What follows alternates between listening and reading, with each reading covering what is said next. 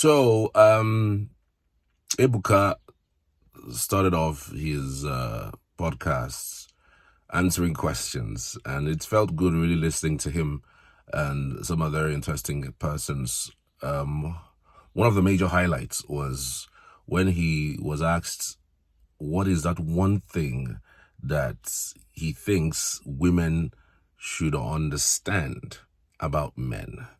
Here is what he says. We are actually better communicators than we think. Do you hear that?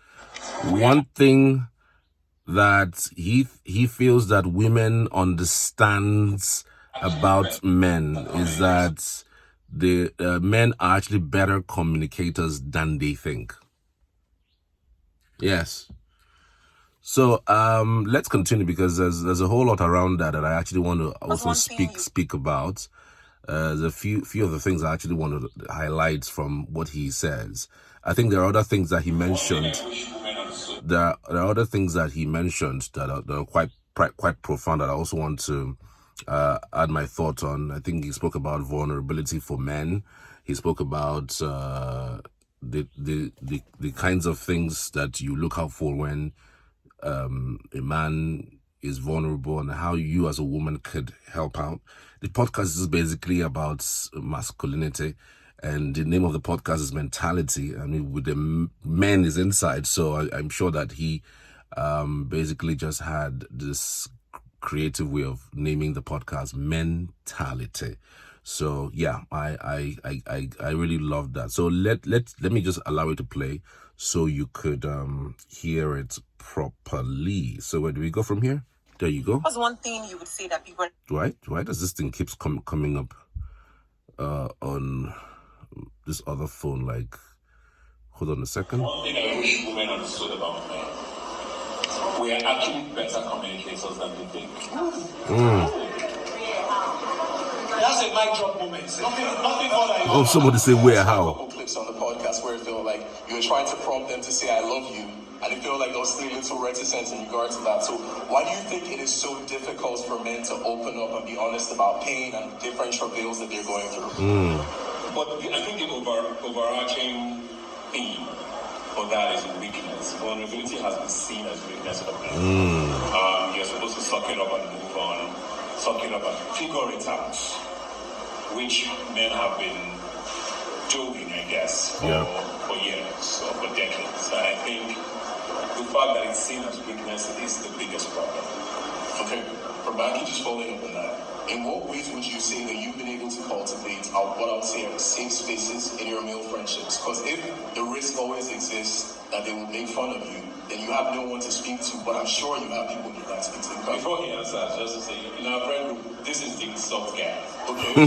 He's the one that teaches us vulnerability. Okay, I love that. So I'm not letting this fool you. I'm running this guy who's just like, no, I love you, man. Awesome. I can believe it too. I feel like R&B niggas be doing that. We used to answer okay before. But now I say that love you. Now we're saying okay. So he has not said it back. But go on, sir.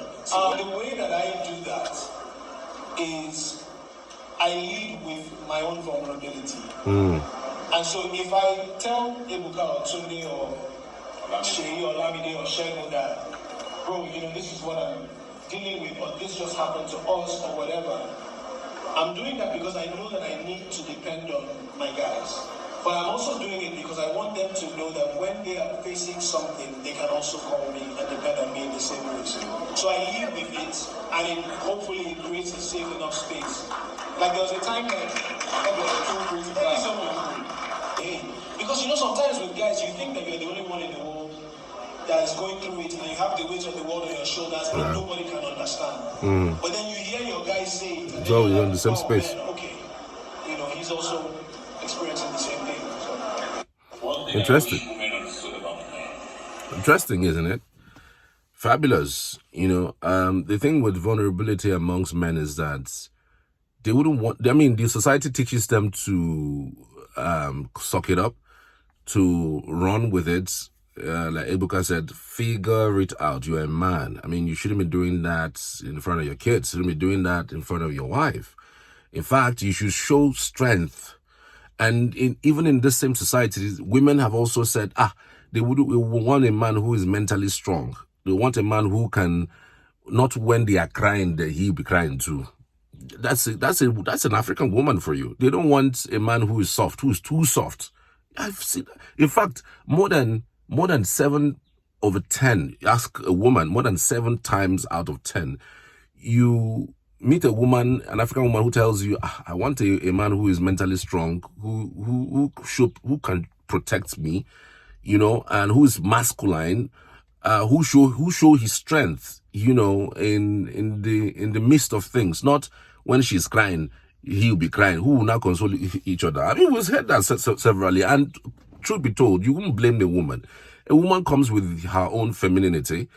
She comes with her own vibe, and she's meant to be taken care of by you, and so you shouldn't be showing weakness, in that environment. Even when you show it, don't show that you're weaker than her. Let her still feel that you are vulnerable, but then you can also hold your own. But there's another aspect that I actually wanted to talk about, which is when somebody is vulnerable with you, they tend to tell you everything. They tend to give you some information or tell you certain things, especially as it concerns the office.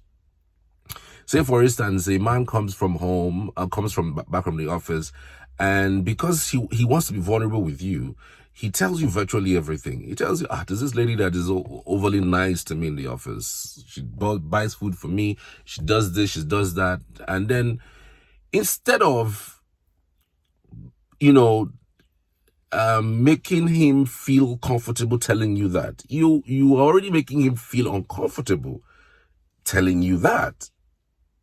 I don't know if you understand. So the man comes to you and says, this lady calls her name, says this one, that this person, she's all over the place, trying to find attention. Not that you are a boss and she's trying to find some sort of what's the word now? Some sort of attention, or it's not attention. It's sort of little perks in the office, promotion, put word for me, that you guys are colleagues, you guys are same level, in fact, in the office, but she's showing so much green lights. I mean, as a man, you should know that. And the man comes, I'm talking about married people now, not dating, married. So the man who's married to a wife comes back home and tells you, this woman is doing this one. He's not telling you that so that you feel angry or sad.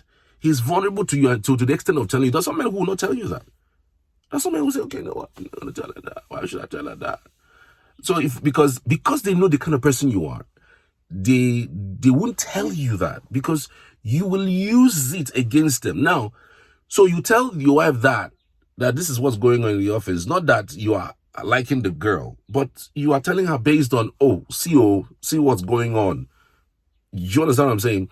And then tomorrow, if there's a little quarrel, you jump at it. After all, you have somebody you are going to go and see now. You have your girlfriends. And he tells you, was it because I even told you about her? I mean, I couldn't have even told you in the first place. So why are you using this vulnerability of telling you what's up against me? Because I even told you, because I even opened up. Do you understand that? And same vice versa. A woman might, have somebody in the office that is hitting on her, knows you are married, but being overly too, careful with you, likes you, and all of those things, does basically what a colleague shouldn't be doing, basically. I don't know if you understand what I'm trying to say. So, and she comes back and tells the husband, instead of the husband to show protection, to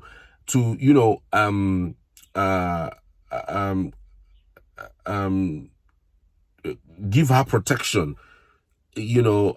reaffirm his commitment to her beyond whatever the man is doing. It does mean that, maybe you have to step things up. Maybe if you need to do 1 or 2 things more in order to let her know that, look, I'm still here with you, because you don't want to have a guy who is buying her more gifts than you, or who is even protecting her more, or even showing her any sort of,